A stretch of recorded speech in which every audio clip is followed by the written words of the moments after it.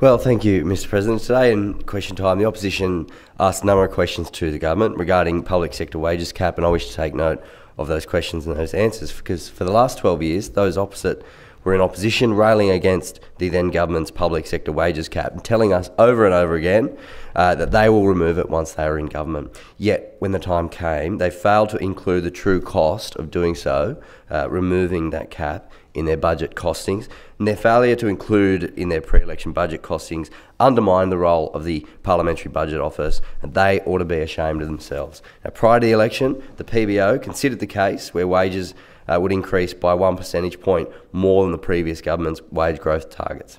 So that is 4% next year. The PBO found remuneration costs would increase by a cumulative $2.6 billion over the 3 years. Now, before the election, they made promises to unions of large pay rises for public servants. Now they're in government, they have to pay their piper.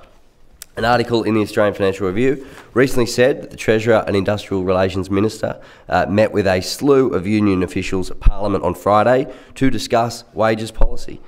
Sources inside the meeting told AFR Weekend the two front benches flagged a willingness to give the public sector a 4% wage increase, including super, end quote.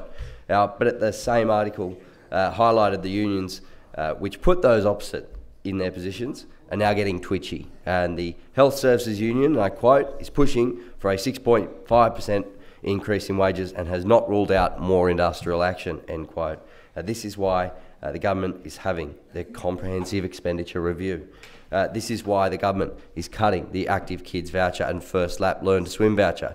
It is why the government last week refused to rule out cuts to programs that provide support to victims of domestic and sexual violence. Now, in her answer today, the Minister for Finance admitted that they will be making cuts as a result of the comprehensive expenditure review.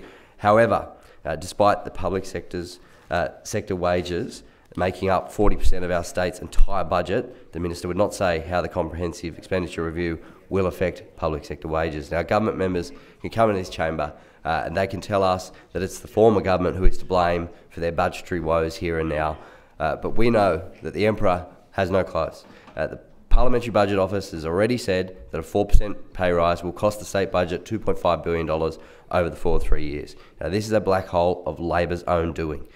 It is why they're going to make the cuts that they're about to make, and the opposition expects the government to be upfront with the people of New South Wales about how their secret promises to unionists, whether it's before the election or whether it's last week here in this building, how much will they cost taxpayers and what else will be cut.